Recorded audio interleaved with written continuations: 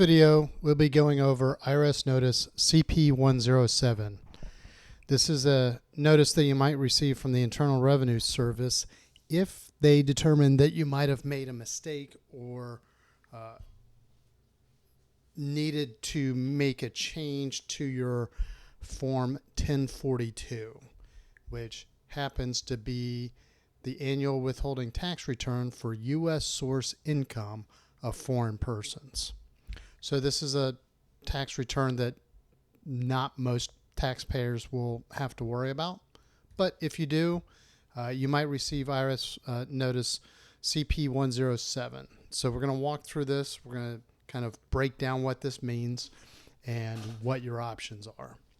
So before we do all of that, let's go ahead and start with the top right-hand corner where you can pull some information. There's the notice number, the tax period that is applicable. So in this case, the tax period ending December 31st, 2017. There's the notice date, employer ID number, and then a contact phone number. So you should pay particular attention to the notice date because a lot of times in these notices, there will be a due date or an action item that's tied to that notice date. So, for example, if you don't agree to these changes, you have 60 days from the date of this notice to contact the IRS in writing. So I point that out to you because a common issue for many taxpayers is that their notice goes to the wrong address. So if you take a look on the left-hand side, you'll see the address field. This should be the taxpayer name and address. Take a look at it to make sure that it's correct. And if you've recently moved, if you've moved since your last tax return, you should look into either calling the IRS to change your information, which you can do, or you can file IRS Form 8822 or IRS Form 8822B. Those are the change of address forms for individual taxpayers and business taxpayers, respectively. So you'll want to keep your address up to date because almost zero taxpayers expect written correspondence from the IRS. You can receive it at any time. And if you don't have an up-to-date address, then you may have fewer days to be able to respond or take the corrective action. Hopefully, your transit time for your mail is as little as possible, but you do want to make sure that your address is up to date so that you can take action when needed. So on the left-hand side, it kind of walks you through a summary of what the issue is. So in this case, the 2017 Form 1042 has some sort of tax computation error. The billing summary is over here to the right. So it says you owed $9,999. You paid $999. And then there's a failure to pay penalty and interest charges of $99 each, bringing the total amount due to $9,198.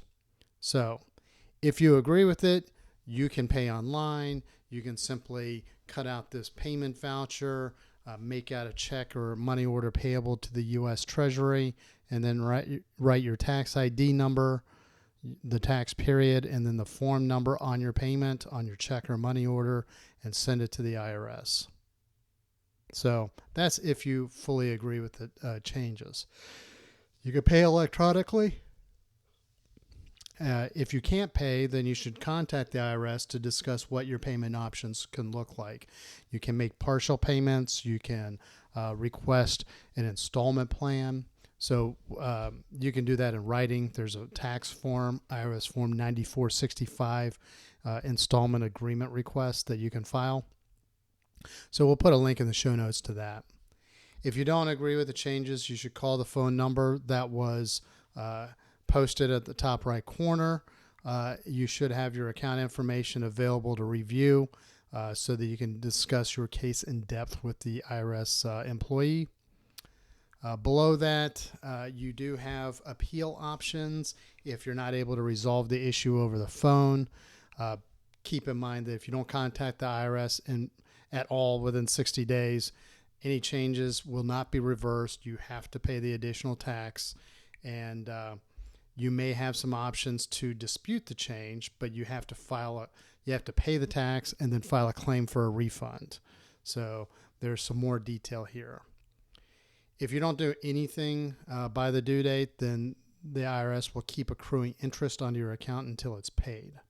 So let's take a look at the actual tax calculations. There's the total taxes right here before any adjustments. These are all tax adjustments that were applied. There's penalties, so there's the failure to pay penalty and how that's broken down. You can request certain penalties to be removed or reduced, either due to extenuating circumstances or if you relied on written advice to the IRS where you gave them complete and accurate information, you specifically asked for written advice, you received written advice, you relied on that written advice, and they still gave you, you find out that they gave you bad guidance. You can request an abatement of your penalties on IRS Form A43. We'll put a link to that article and video in the show notes as well. In this section, there's a breakdown of the interest charges as well as additional information. We're going to go ahead and check out this page on the IRS site that basically kind of gives a review, some frequently asked questions, and then links to resources about this particular tax issue. So I think we've covered most of the items here. So we'll just go back and kind of recap this video. So that's all we have here. Again, CP107 is for taxpayers who may have made a mistake or had a discrepancy on Form 1042. So we'll put links in the show notes. If you like our articles, please subscribe to our newsletter. If you like our YouTube videos, please subscribe to our YouTube channel. And if you have any questions or comments, or if there's a topic that you'd like to see in an upcoming video, please hit me up in the comments section. Thank you very much and have a great day.